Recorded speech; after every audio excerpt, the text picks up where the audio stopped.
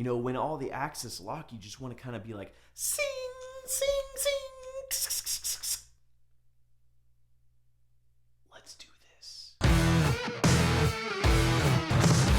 What's up, YouTube? So last week I mentioned I had something exciting coming in the mail, and it's here. The DJI Ronin-sc. You guys may have already heard by now that DJI dropped a new gimbal for mirrorless cameras, the DJI Ronin-sc. I took the SC out a couple of times over the weekend just to kind of test it out so that I can give you guys my first impressions of what I think about the gimbal, just to kind of give you guys a real world, this is what I'm seeing in the first couple of days. This is my pros, my cons, and everything. So it's not necessarily going to be a scientific review. That's not really how I do reviews. I do more real world scenario, more real world practical reviews. With that being said, let's talk about some things I noticed while filming with the DJI Ronin-sc. The first thing I noticed was the build quality. Coming from a Crane V2, not to be confused with the Crane 2, it felt so sturdy while also not being super heavy. You kind of get that pro feel while also not really breaking your back. So that was one thing that I noticed, is just the quality of the build. Being able to just have this grip here and not just, have like a rod. It's just really helpful, really nice. And so that is one thing that I appreciate right off the bat, is just kind of the sturdiness, the just, again, pro feel at a lightweight. Another thing about the build is this part. Everybody's cringing right now because I'm like shaking it back and forth. The fact that the axis lock. If you're like me and you shoot with a gimbal and maybe you're doing maybe a vlog or run and gun a little bit just in town, just get a couple clips. You don't want to have to take the case and snap it all in or things like that. Being able to just kind of like pack it in your bag and you're done, because this is not going to go anywhere.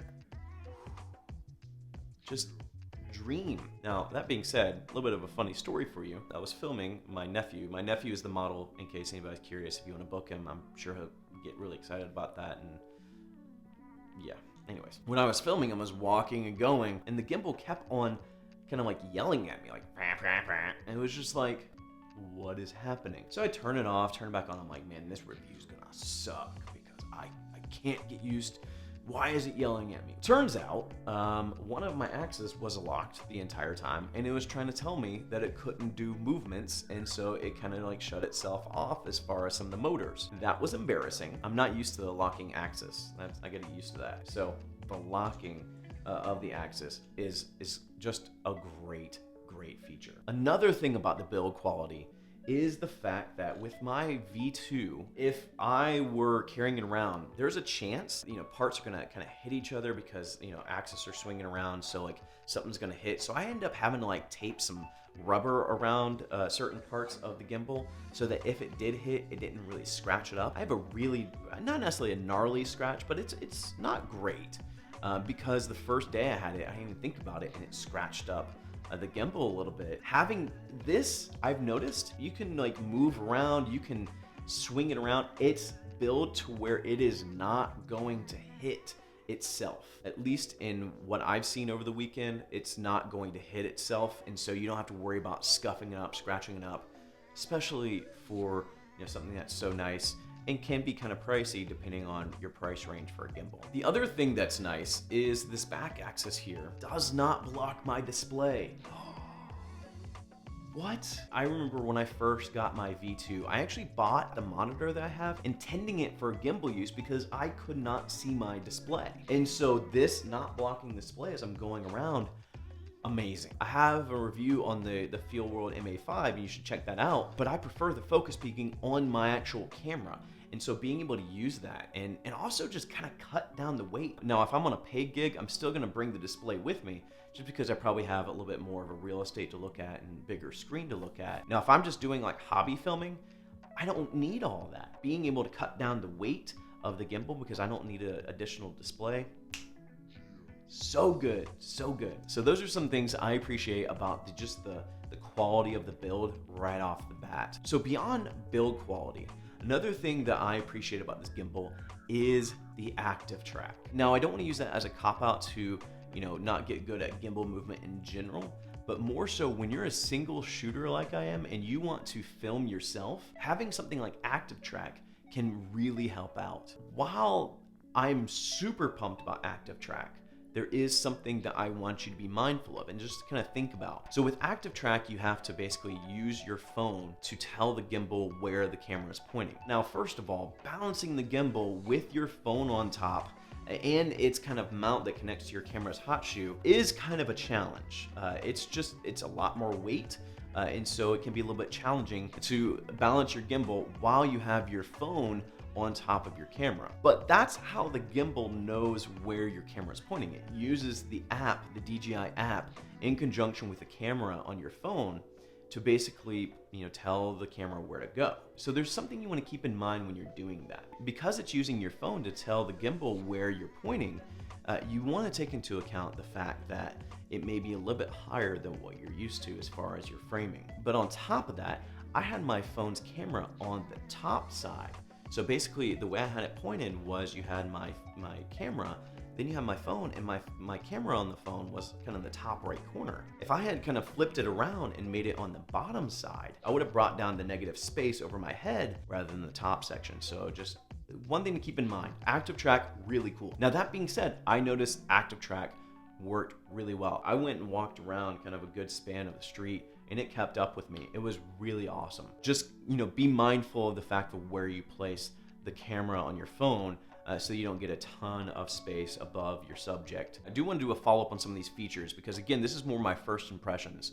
So I want to try things like the time lapse, the movement time lapse and things like that. So I'll try those things out and maybe make an updated review of the Ronin-sc. So with active track, with the sturdiness, what are the shots like? And so I shot some B-roll to basically, kind of give you some examples. Obviously, this would not be a great review if I didn't get some shots of, how the gimbal performs. But I'm gonna throw up some B-roll that I took with my nephew. It handed a Helios 442. If you're familiar with that lens, has no stabilization. The 6300 has no stabilization, and I was able to walk behind my nephew, get some cool shots.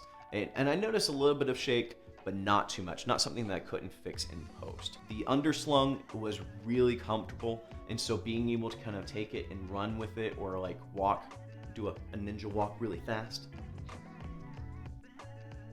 It's my ninja walk.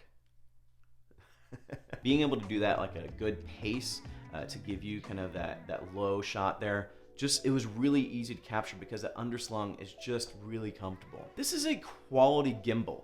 Hopefully you're gonna get some good shots out of this. If it's bad shots, it's probably the operator's fault. Let's be real. The other thing I do wanna mention, just because you may run into this if you're filming with a smaller rig, when I was using my small 35mm f1.8, I noticed that the Ronin started to shake, and not in a little bit of a vibrate, like you can feel the motors working, but literally, I could not use that footage. It was so shaky, just couldn't use it. I thought at first maybe it was too light of a rig.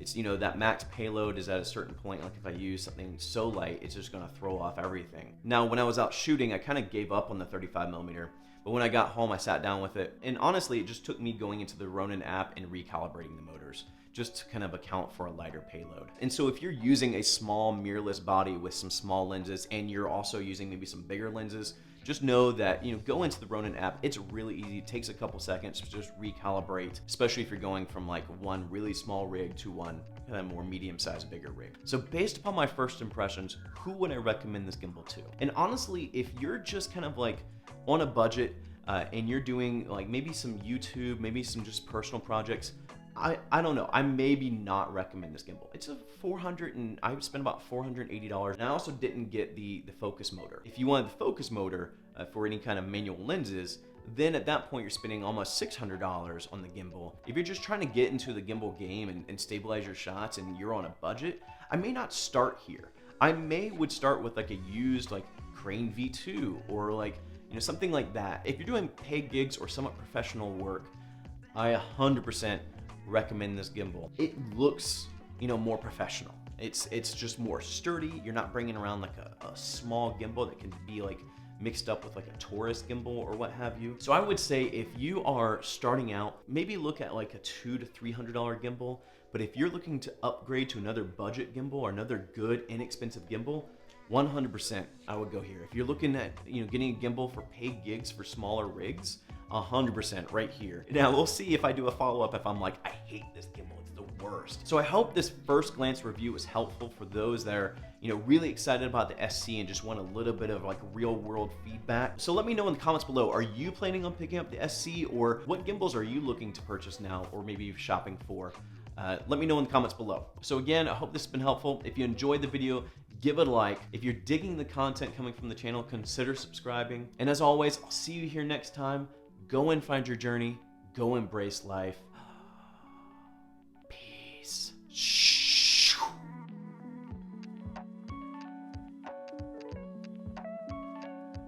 I feel like this would be a good like battle axe. Why am I a violent person? Like, is that the thing? Am I like a violent person that I think this should be a battle axe? This should be a good thumbnail.